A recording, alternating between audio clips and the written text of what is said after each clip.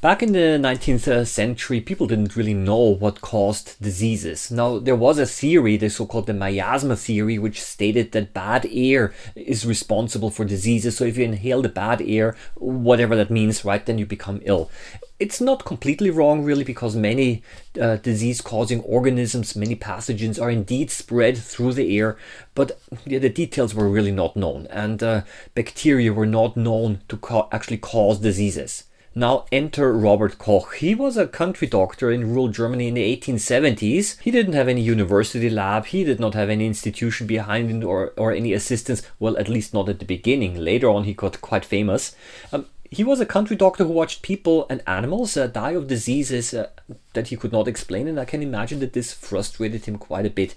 Children were dying of diphtheria, farm animals were dying of anthrax, hundreds of people in his district became ill, and he could not find an explanation. And I can imagine that as a country doctor who wants to help people, this must be especially frustrating. Now his wife did give him a microscope as a birthday gift, and with that microscope he set up a small lab in his home and he started to do a little bit of research.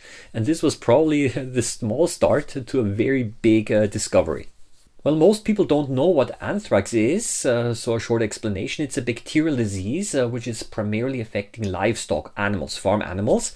Fever, difficulty in breathing, rapid death even within a few days after becoming infected. And nowadays we know that bacteria have been eaten by the animals, and those bacterial spores, they have survived on the field and in the soil for years, and the animals have eaten that and they have become ill. And that's the reason why in certain areas the disease kept returning to the same fields, but actually nobody understood that yet. So what Robert Koch did is he dissected animals that died of the disease, and he put some of the tissues, blood and tissue, under the microscope, and he saw bacteria.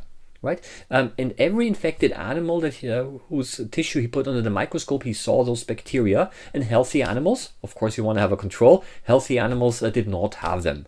And the first instinct is, of course, is maybe these bacteria are causing the disease.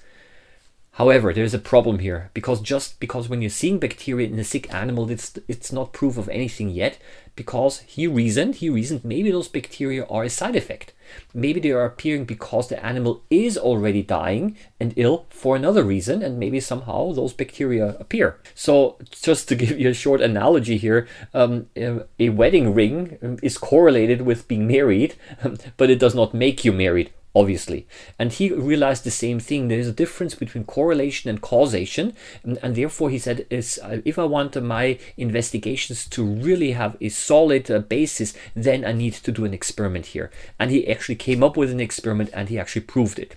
So he needed to show that bacteria alone, completely isolated from everything else, that they could also cause the disease. So what he's done is he has developed methods that he was able to grow the anthrax bacteria in pure culture, completely separated from any animal. So essentially he tried out different growth media and so on, and he was actually indeed able to grow those bacteria. Then he took a wooden splinter, a sharp tiny splinter, and he soaked the tip of the splinter in his cultured bacteria, and then he infected with that splinter a mouse. So basically he made a scratch in the tail of the mouse, and he put this wooden splinter with the bacteria into the tail of the mouse. And yes, sure enough, the mouse developed anthrax and died within a short time.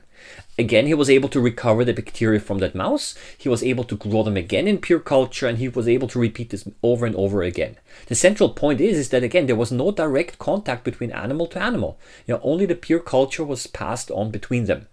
And there is no other explanation now. It must have been the bacteria themselves that actually caused the disease. Now, something that's not often mentioned, but that I realized is do you actually even, it's unthinkable how dangerous this work was. I mean, can you imagine? I mean, imagine a small cut, a small scratch. He could have easily infected himself, and he could have easily gotten ill and also died. I'm quite sure that Robert Koch knew that. So he was indeed working, I would say, at the knife's edge between life and death here. So yes, he was a unknown country doctor, but he did actually manage then to present his findings also in Germany at certain university institutes. And in Breslau in 1876, he traveled there and he showed his work and his results also to Ferdinand Kohn. He was Germany's leading botanist at that time, and over a 3-day demonstration he was able to show the complete life cycle of the anthrax bacterium. And Julius Kornheim, professor of pathology, told then his students afterwards, and I have to quote here, "He has done everything himself. I regard this as the greatest discovery in the history of pathology." End quote. I mean, this is how important it was. And not only that, it actually changed the way that medicine was done. He was an unknown doctor at that time, but very, very quickly got very well known. Now, what's his legacy? Well, the Robert Koch Institute in Germany is similar to the Center of Disease Control in the United States. It's a central body for infectious disease, advice to the government, was basically founded, and after his Nobel Prize in the year 1905, of course, his name became known worldwide. I hope that you found this little excursion into the field of history of microbiology and medicine interesting. Would like to invite you, of course, to give a like and a subscribe. I wish you all the best. Happy microbe hunting as always, and hope to see you again in the next video. Bye bye.